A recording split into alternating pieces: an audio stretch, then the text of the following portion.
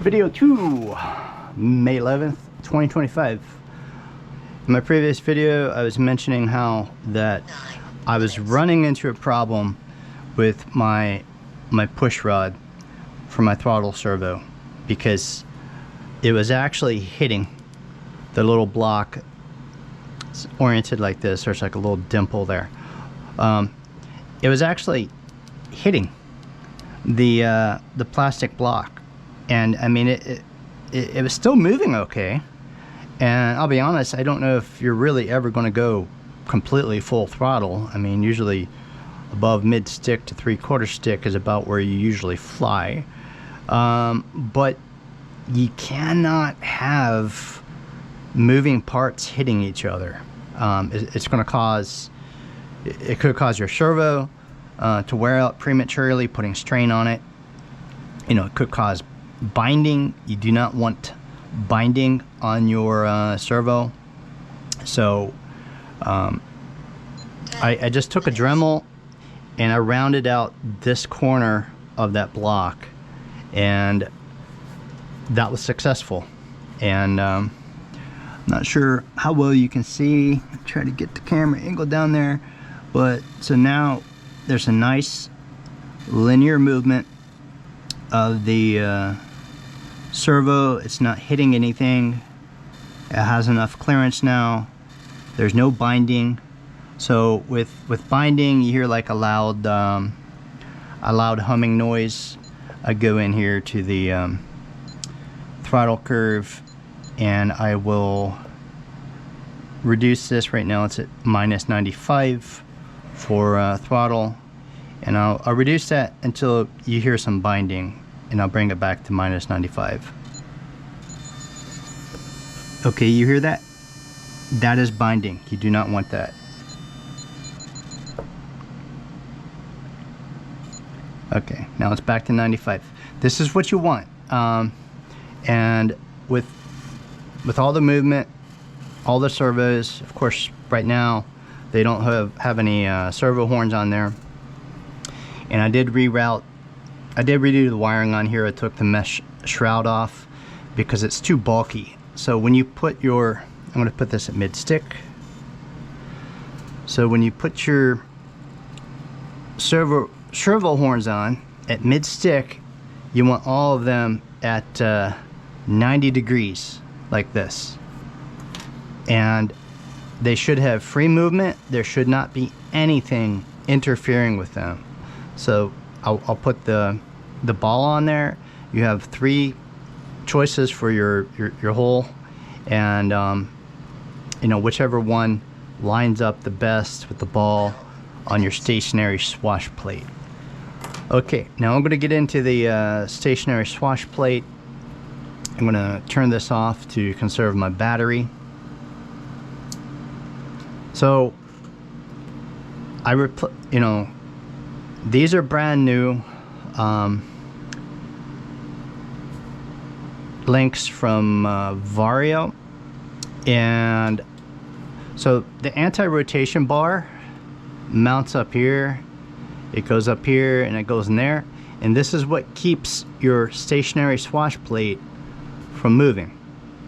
And I had to take this off in order to, you know, take the link off that was on there, and I discovered this. So if you look at this, this is warped. This is bent. So I don't know. I mean, anytime you buy a used RC aircraft, helicopter, airplane, you really have to go over them, because, I mean, this is not good. I don't know. I mean, I wouldn't think just normal spinning would be enough force to warp this, but I don't know. I mean, you could see a pronounced warp on this side. So and just to illustrate, here's another one that is straight. So look at that. That's pretty messed up. So obviously this one's getting thrown away into the trash, and when I reinstall that. I got a lot of spare parts with this helicopter. This is the anti-rotation bar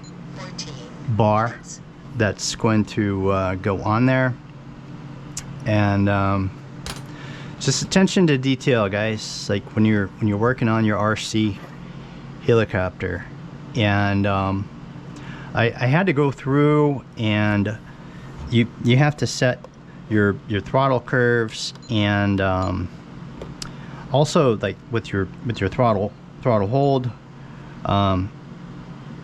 That's the SG switch, this red switch up here, and I really had to make a lot of adjustments in there, and then also with throttle cut.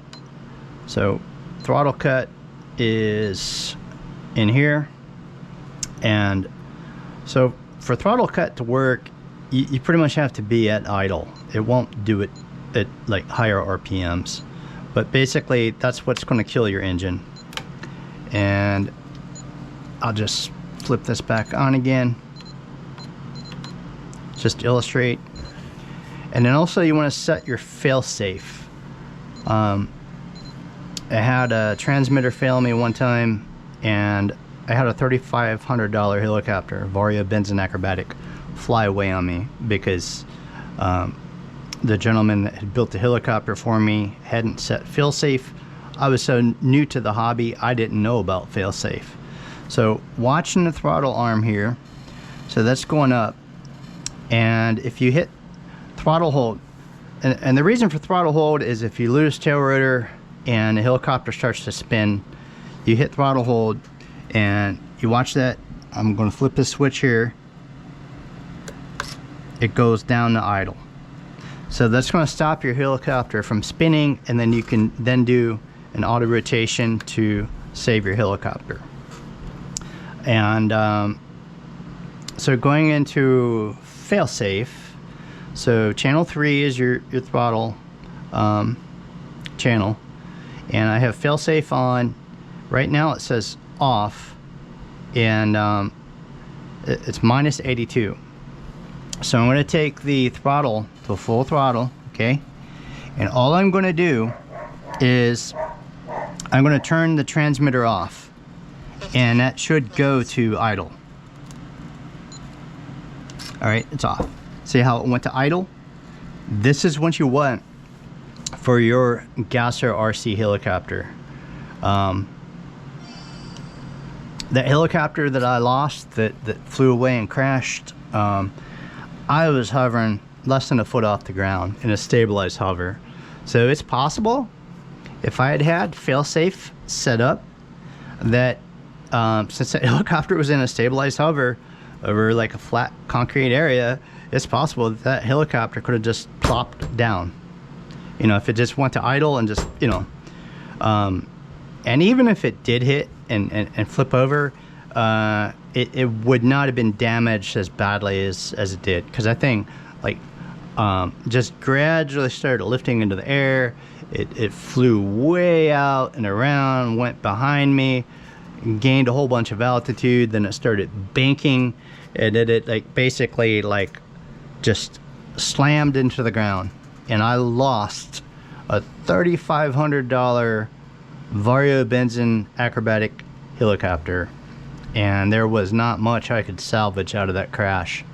So 100%, guys, you want to have your fail-safe set up so that if anything goes wrong with your transmitter, if it glitches, if your battery dies, if somehow like I was saying earlier, if you mount your receiver in the wrong spot and the antenna goes down and the antenna gets melted, and the helicopter loses link with your radio transmitter, you want fail-safe, because, well, number one, liability. You don't want your helicopter just launching off into the sky, you know, flying off to oblivion, and it could potentially, you know, run out of gas and fall out of the sky and injure or kill somebody. So that's the liability. You're flying at your RC field, you know, at the very least, the helicopter is going to come down and crash in close proximity to where you are, and you're going to be able to at least recover it. And you know, you're not going to injure or kill somebody. So that's the big thing, is liability. But with that Vario Benzin acrobatic that I lost back, I don't know, it had to been, came back from Guantanamo Bay in let's see, 2010. So that probably would have been around 2011. It was Taylor Drain at the Taylor Made Helicopters that built that helicopter for me, and it was a beautiful build. I love that helicopter. That thing had the Zenoa G240. That thing could fly for 36 minutes. I would hit my stopwatch, you know, after I pulled the pull start, I cranked that thing up. I'd hit my stopwatch, fly it all around Honor Field down there at Fort Polk, Louisiana, and by the time I came in and landed and shut that thing down and I hit stop, it was like 36 minutes. Now, these are bigger engines. So far, I've only been able to get about 20-minute flight times, maybe 22 minutes of flight time, but you know, that really should be ample flight time, more than enough. And so just minute things like these are extremely important for the safety, and you know, so that you don't completely lose your helicopter. I'm a member of a really nice AMA field over in Ohio, and it's a very large rural area, and you know, it's a free